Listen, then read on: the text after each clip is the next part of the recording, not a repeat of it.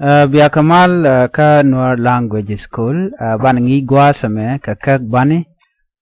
ka Thok Nath do dandir bandir ka kakaja name ngi mugwa karame no go dongdere kwendere jangat no man yam bani tok tin gwa bani tok a no keha okay go gwar gwata me name shale a name shale ha ano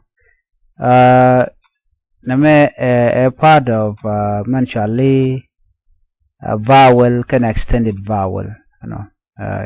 ban shale ban you ale ken re ban ka kon lamen yaman bugore be ngaj name mi shi jawra shi ngaj ke name shi jawra ngaj name jawra ngaj ano with konu tena biga tiaka lonka jeng name shale a name shale ha name shale ha ano a ha ano dina muku ene jene na mi chikono gorne na chikono magor chikono mnyo gor no be jora bora gar gwaza mene mnyama me ano na mene shale a gwaza mene me shale a me shale ha na mene shale ha dio jen tama shi dagdian shi ngajata mite rien mi sha gor mite ka a nero ki a nero ba chole a no ana me emeniam muku kon benten gwa se me ku ko right ka kwidian na me shale ba ko na me ba angai jen wo shi ban tong na tie nga jo ready ngaji ban tong na ku go drop dan le do dere ka ka jan na me shale ba na me de chole di de chole ba kana me de chole di ba kana ha chama ba chole ba me ke he ne ba chole di ha ba chole ba na me ne ba na me ba me chole ba na me ba ha jom we pin mi kon to ka ba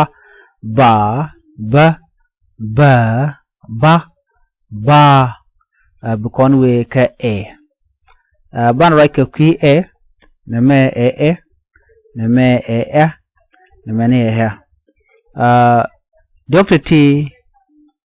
go ke long ko bikangach ko mi ken ka ngach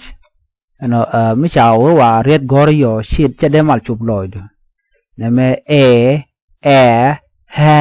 no kan dang diok no chairman pai ko raja tem ka qui a ha jenta ke lemone gwad me rai kon ke ha men do dien dong misinen misha ka madene na chate cha gor ne na bika job ke neger na me enin chairman ana chana guch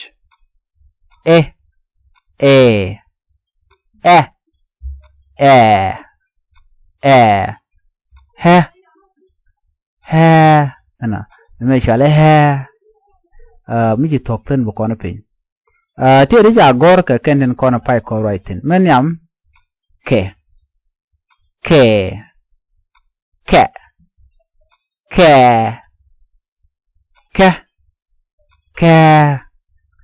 gwad me di riet diri ke ne jikten bo riet ti do bran diri ke jigeje mishal na me ke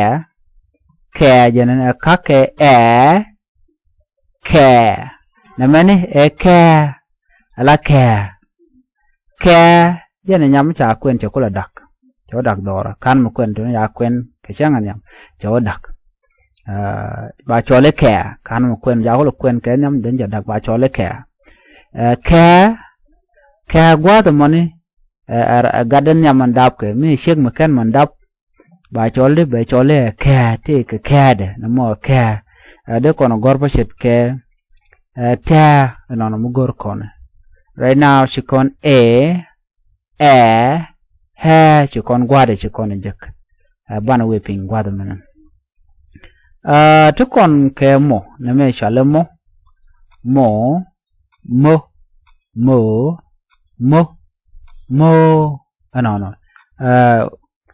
ngi dante gwadana me shalo o shalo ho ana dio je bidag dien bi ngajanta na me shalo o karwade shale na me shalo ho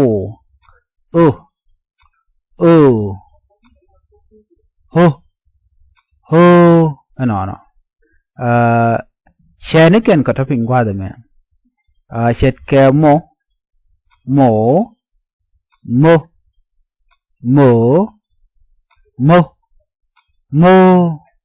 ano we dan deri kakaja mo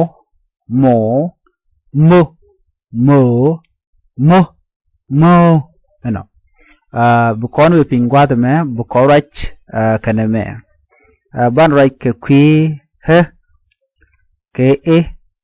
ke ha titi ka to go to deran daro ke ba tin titi ka to go long gwasa me na me ha tiken ga dag mu gor do ri ko ko no jik pin gwata me na me chale he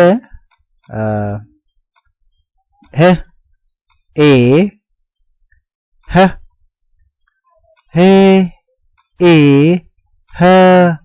raw tin chira ka ha shit ka shat ha ana man dere me mu cha wide golone ki ya wide kak na me he wana ka chane ka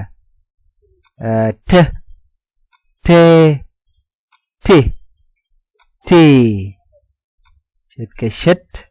ka she na moni bi ko je ka do dan de na je tri ngwande gor tenno ko gor kon kwen bu kon pe ko kwen gwadu to kon ke o kane ho to kon ke o ke ho ano goro bi degden bi ngai na me ho na mani akel chale o mi karo ba chole o mi na mi akel ba chole ho mi karo ba chole ho wana ka che da gwat mena na mi chale ko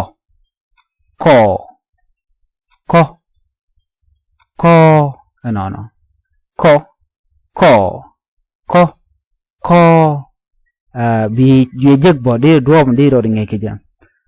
merodian bayol ka kanere bak monodian bala i me chale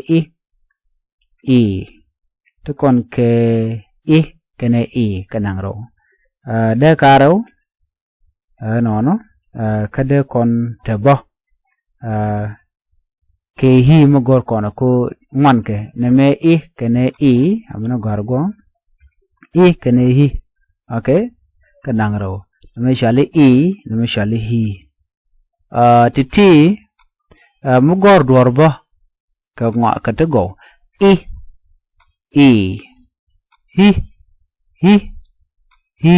ano i kene i ajana kol kelo no kwa wona me berre jog de kana meni shek jowde chet kebi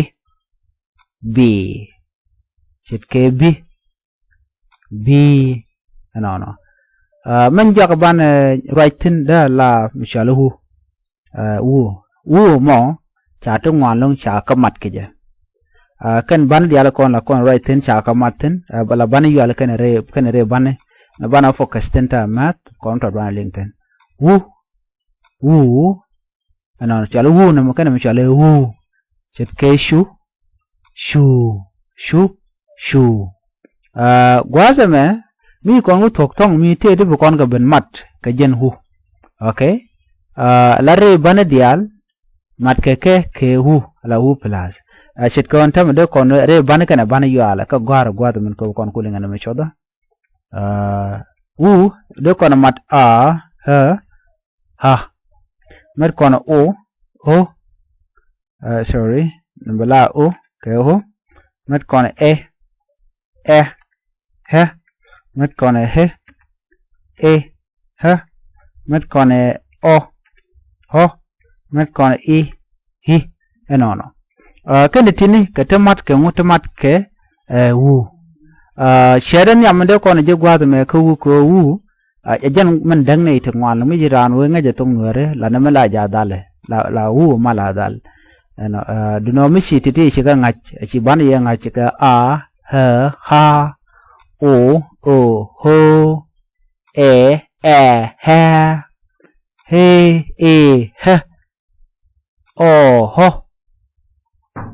e hi no chana ko ben gwata me bikono beje kenyam men ban writing kenyam gome mat wu kene a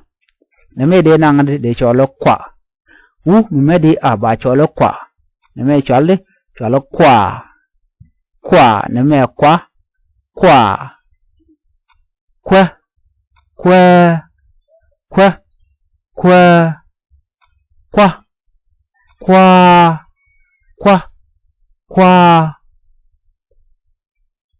u kon ku kene o kwo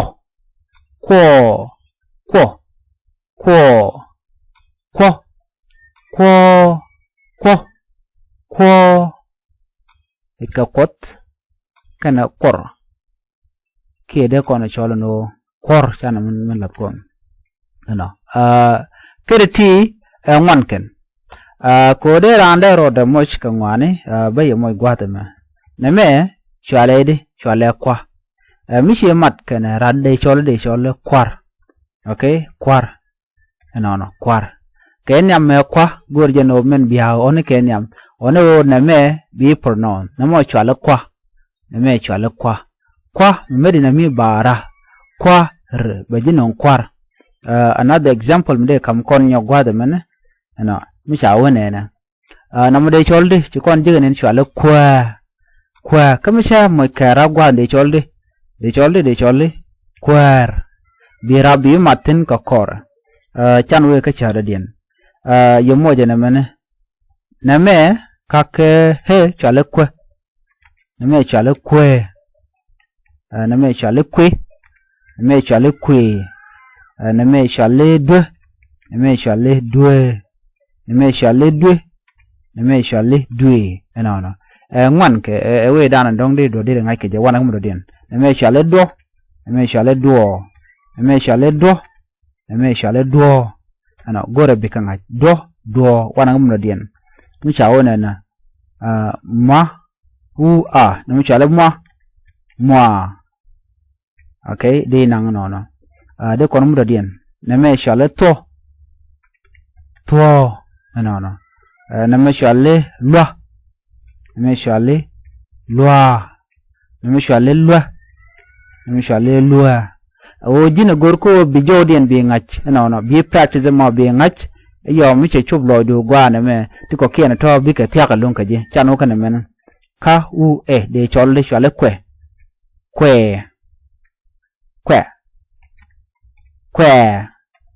okay de nang tongwan ti dong de do de ngai ke je wana kana me lui okay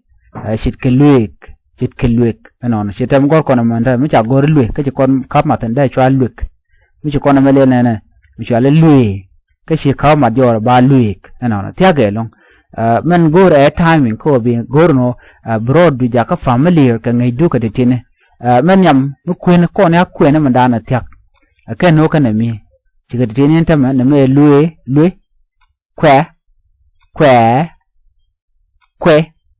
kwe lwa okay lwa na me chi mi shi kama tan da jinong lwa kana men na mi shi kama nyoma da jinong lwa no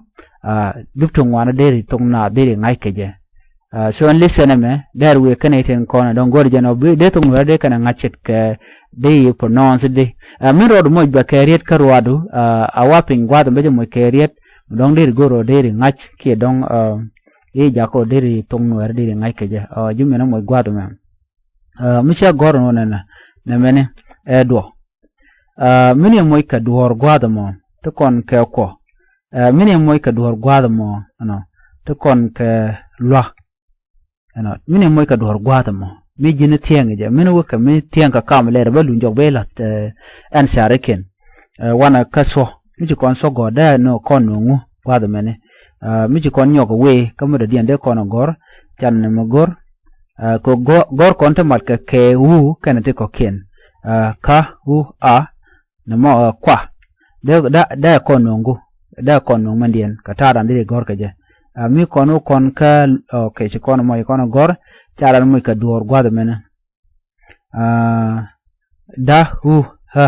na mo chale dwa ina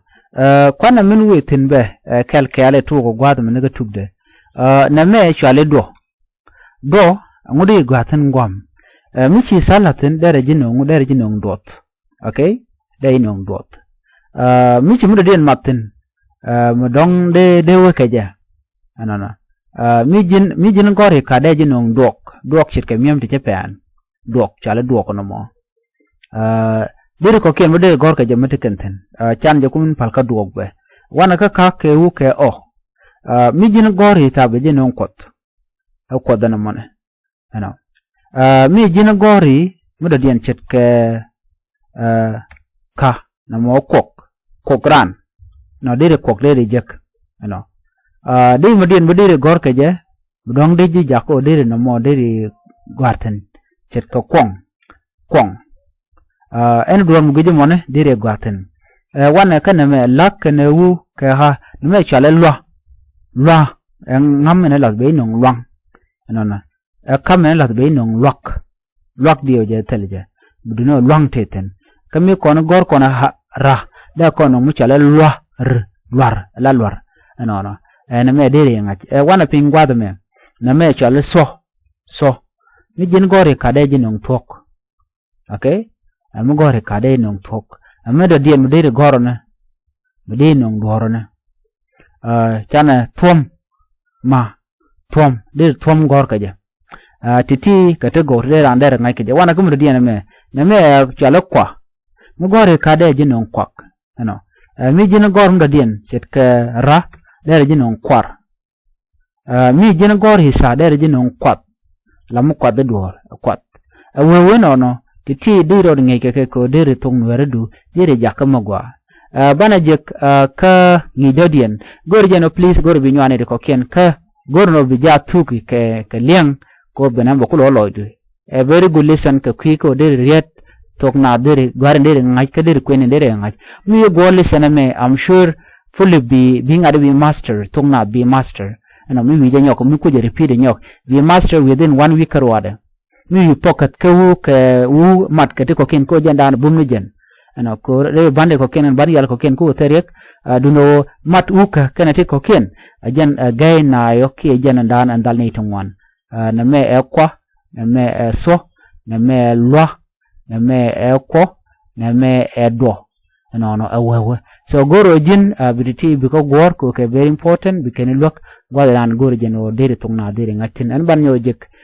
ka ni da dien biatemal